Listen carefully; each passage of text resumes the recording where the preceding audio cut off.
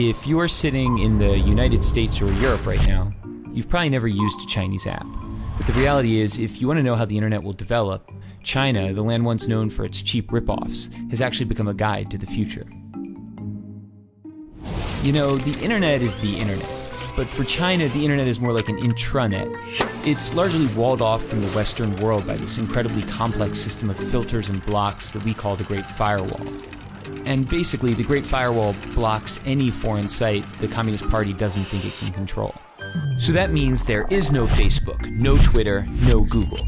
Instead, what filled the internet vacuum was a generation of Chinese copycats that have grown into huge companies. So for Google, you had Baidu. For YouTube, you had Youku. For Twitter, you had Sina Weibo, and the list goes on and on. It's almost as if the Chinese internet is a lagoon as an aside to the greater ocean of the internet. And in that lagoon, there are these swamp monster apps that bear some resemblance to the creatures in the ocean, but are mutated in some ways because they evolved in a different kind of environment. But things have started to shift in the sense that before, no one outside of the lagoon really cared about the swamp monsters. But now all of a sudden, some of the features they've developed are so amazing that Western apps are trying to copy them. And the greatest example of this is WeChat. WeChat is an example of, for lack of a better word, a super app. It's a Swiss Army knife that basically does everything for you. It's your WhatsApp, Facebook, Skype, and Uber. It's your Amazon, Instagram, Venmo, and Tinder. But it's other things we don't even have apps for. There are hospitals that have built out whole appointment booking systems. There are investment services. There are even heat maps that show how crowded a place is, be it your favorite shopping mall or a popular tourist site. The list of services goes on basically forever. But it's not the variety of things you can do on WeChat that makes it so powerful. It's the fact that they're all in one app. So why does that matter? Hypothetically, imagine you're sitting at home and one day you notice your corgi is dirty.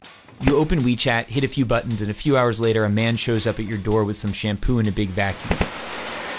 Your dog gets cleaned and he looks great. You take a photo, you share it with your friends, and tag the dog cleaning business. You haven't left the app. Your friend who likes Hello Kitty and works a boring office job is slacking off at work and looking at WeChat. She sees the photo of your clean corgi. She decides she wants her poodle cleaned. She clicks the tag on your photo and orders the same service. Within seconds, the man with the big vacuum is on his way to her house. She pays him, and he's happy because he got paid instantly on WeChat. She starts chatting with you to thank you. Neither of you have left the app.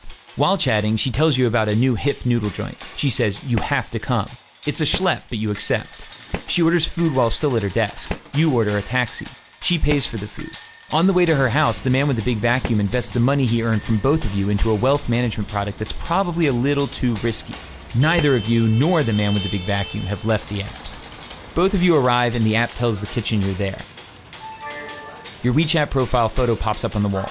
It's an old photo from the year you had that weird part in your hair. Of course she makes a comment. Your food is served. You notice your meat is a bit overcooked, so you snap a photo and post a disparaging restaurant review. You're already on your phone and you remember you still owe your friend money because she paid. You transfer her money. Neither of you, the man with the big vacuum, nor the restaurant have left the app. At the restaurant, there are no menus, there are no waiters, there is no cashier. There is only WeChat. By rolling so many functions into one single app, it's altered the concept of virality. It's no longer just videos or images or tweets that can go viral. It's a dog washer, noodles, all sorts of companies and products that get the push of a social network. Here in China, that network is 700 million people. Sounds great, right? Well, it is, but using a single app to find a date, schedule an oil change, or notarize a document also enables WeChat to collect a staggering volume of personal data. They know what you talk about, who you talk about it with, what you read, where you go, why you're going there, who's there, how you spend money when you're online, how you spend money when you're offline. The list goes on indefinitely. For advertisers, this is a miracle. It's the combined data of Facebook, Amazon, Google, and PayPal, all in one place. The problem is, all of the data is information Chinese companies are forced to share with the Chinese government, which has a long record of human rights violations, and isn't exactly shy about stalking its citizens. So if you're not in China, why does this matter? It matters because we're starting to see a number of Western tech companies attempt to replicate super apps like WeChat. For the companies, it's incredibly powerful, and for you and me, it's a convenient and even transformative technology. But of course, it could also be problematic. Concentrating so much data in so few hands could lay the groundwork for an Orwellian world where companies and governments can track every single movement you make.